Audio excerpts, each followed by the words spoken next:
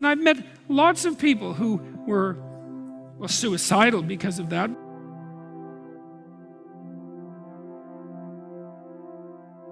But also unwilling to take care of themselves, because they were so guilty about who they were and their mode of being in the world that they just felt that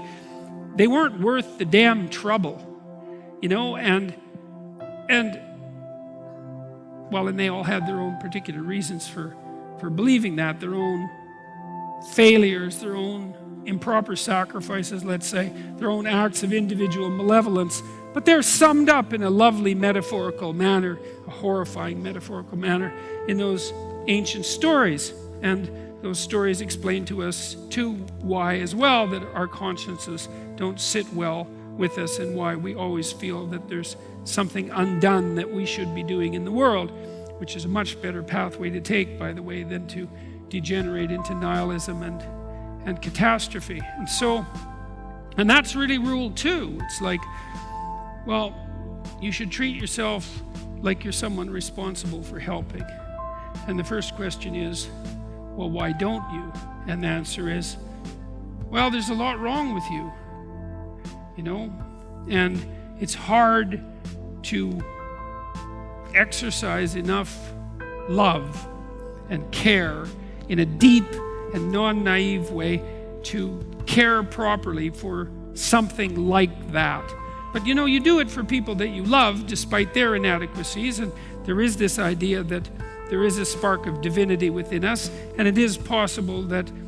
the fact that you have that spark of divinity within you also means that you have the capability to withstand that terrible vulnerability. That's what I was trying to get at in chapter 1, which was to stand up straight with your shoulders back, that you could actually voluntarily accept the onslaught of the tragedy of being, and that you can constrain the proclivity for malevolence that's part of you and that's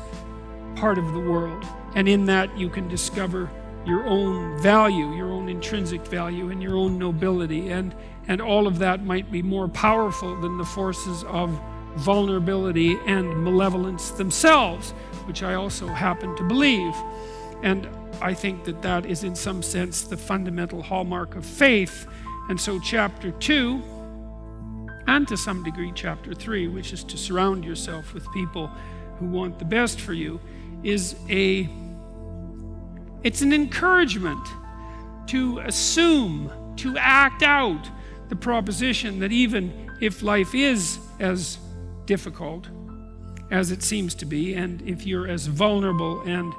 weak in a fundamental sense as you definitely are, and characterized by this terrible propensity for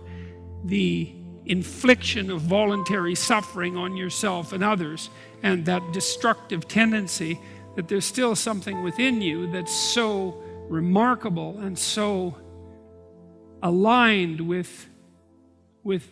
order and being in the proper manner that you can climb above that, let's say like Abel, and that you can make the proper sacrifices, and that you can set yourself right, and you can set your family right, and you can set the world right, and that the mere possibility that that might occur, that that might be within the realm of potential, means that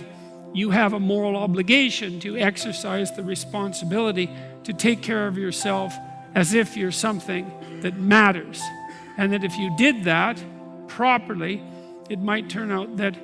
what you did would matter, that it would matter to you, that it would be meaningful in the way that things that matter are meaningful, and that it would matter to everyone around you.